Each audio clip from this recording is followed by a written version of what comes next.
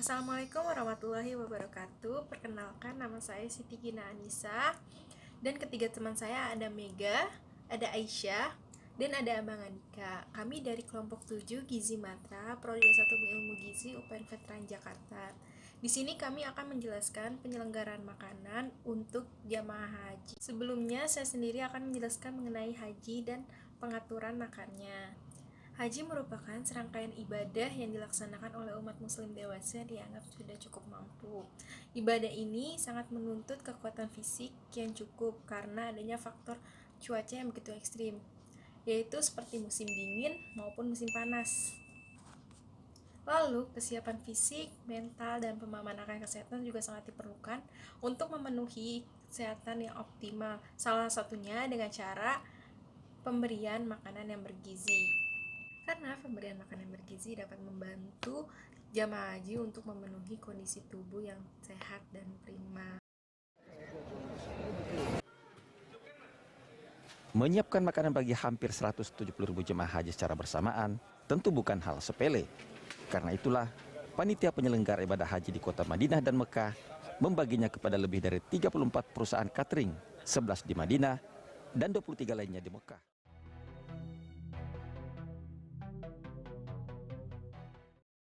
Saya Syifa Febrianti. Di sini saya akan memaparkan bagaimana penyelenggaraan makanan haji dimulai dari proses penyiapan, pengolahan sampai dengan proses penyajian, di mana dalam proses persiapan itu sendiri dimulai dari pembelian bahan makanan, kemudian mempersiapkan bahan makanan tersebut sehingga mempermudahkan dalam proses pengolahan, lalu diakhiri dengan proses penyajian, di mana dalam proses penyajian tersebut kita mempersiapkan wadah yang diperlukan guna proses penyajian sehingga mempermudah dalam proses penyelenggaraan makan yang dilakukan.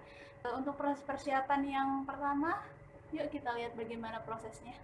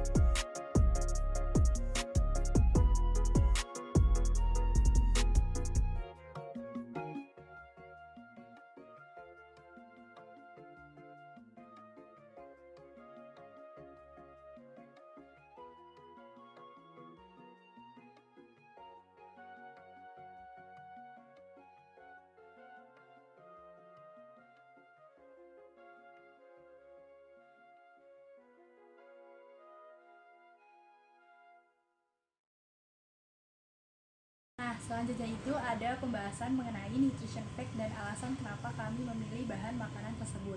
Untuk hasil akhirnya bisa dilihat di sebelah kanan saya ya. Oke, sekarang akan ada pembahasan mengenai nutrition fact pada makan siang. Yang pertama itu pada makan siang kali ini memiliki sebesar 620,3 kilokalori, 20,5 gram protein, 26,46 gram lemak, serta 76,69 gram karbohidrat. Serta untuk nutrition fact pada snacknya atau puding coklatnya itu memiliki sebesar 15,4 kilokalori, 0 gram protein, 0,5 gram lemak, serta 12,4 gram karbohidrat. Oke, selanjutnya itu akan ada pembahasan mengenai alasan kami kenapa memilih bahan makanan tersebut. Yang pertama itu ada makan siang. Makan siang di sini kami memilih nasi putih. Kenapa kami memilih nasi putih? Karena nasi putih itu nasi yang sering dikonsumsi oleh orang Indonesia yang memiliki kalori tinggi sehingga memenuhi energi kebutuhan yang akan menunjang aktivitas sehari-hari. Yang kedua itu ada ayam panggang. Ayam panggang di sini sebagai lauk hewani yang dimana kami memilih ayam filet bagian dada tanpa kulit guna untuk mengurangi zat gizi lemak. Lalu cara proses pengolahannya itu kami memakai dipanggang sebagai salah satu alternatif selain digoreng. Selanjutnya itu ada tumis wortel buncis plus tahu, yang dimana buncis sama wortel itu memiliki tinggi serat dan tinggi kalori. Dengan adanya tinggi serat, maka akan mempermudah sistem pencernaan sehingga ibadah haji kita tidak akan terganggu. Lalu ada tahu. Tahu itu merupakan makanan yang sering dikonsumsi oleh orang Indonesia yang kaya akan protein. Terus selanjutnya itu ada buah pisang. Buah pisang di sini meningkatkan metabolisme tubuh dan di mana pisang ini akan membuat perut terasa lebih kenyang sehingga mengurangi waktu mengemil yang tidak sehat di antara waktu makan. Selanjutnya itu ada air mineral. Di sini kami memakai ukuran 330 ml. Selanjutnya itu ada snacknya itu puding coklat. Puding coklat ini sebagai dessert atau pencuci mulut yang dimana puding itu akan membuat suasana lebih fresh karena cuaca di sana panas. Oke teman-teman, mungkin cukup sekian informasi kami mengenai gizi ibadah haji. Semoga informasinya dapat bermanfaat. Kurang lebihnya mohon maaf. Wassalamualaikum warahmatullahi wabarakatuh. Bye bye.